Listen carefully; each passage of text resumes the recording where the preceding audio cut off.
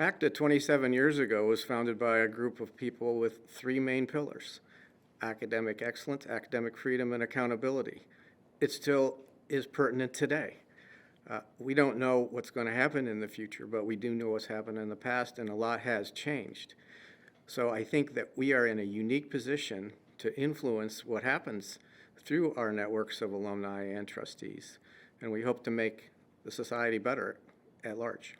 I was introduced to ACTA probably in about 2017 or 18. We actually invited Michael Polyakov to my alma mater, Miami University, where I was sitting on the board at the time. I didn't know much about ACTA at the time, but I was compelled to really have an interest in what they were doing, and at that point I was going to be chair the next year, which is a whole other responsibility. And Miami's a state institution, so a little different than the privates. So we are a governing board with full fiduciary responsibility. So joining the board was an interest of mine in higher ed in general. I've sat on 2 universities boards. I have 4 children. The last is graduating soon. And so I have an interest in education K through the 4-year university system. And I believe that ACTA has and is in a unique position to make a huge impact for not only university education, but the country at large. Higher ed is an interesting industry in and of itself. First of all, it doesn't move very fast, but there are certainly trends that are on the horizon that are very concerning to not only universities, but fans of universities and higher education. We've got demographic shifts, we've got economic issues, enrollment issues, and now I think public trust issues that maybe it's unwarranted in some respects, but in some, they brought it on themselves. And so what is it that they are going to do, and how can we help in that regard? The composition of boards is very important, as you would imagine, particularly the governing boards. And at Miami, we actually used a matrix where we had talents lined up, and we tried to fill those as best we could, even though it was a governor's appointment.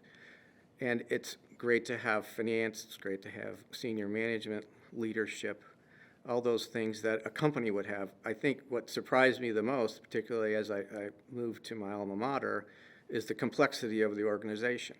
They're large, small businesses and very large businesses all at the same time. Well, boards have the responsibility to make sure there's long-term sustainability of the institution, but what does that mean?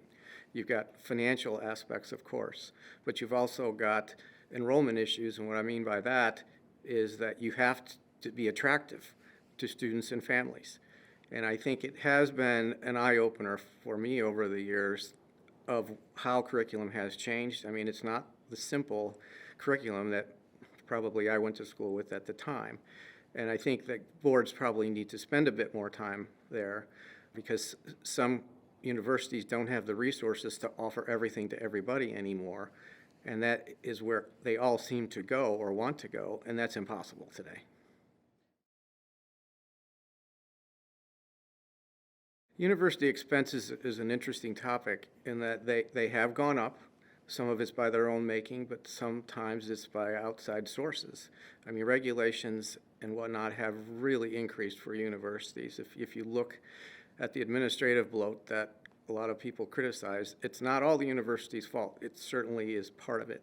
But the things that they have to do for either state or federal governments has eaten into their budgets, and it has to be passed along. You know, most universities don't surplus large amounts of money, and even though some have large endowments, that is rare.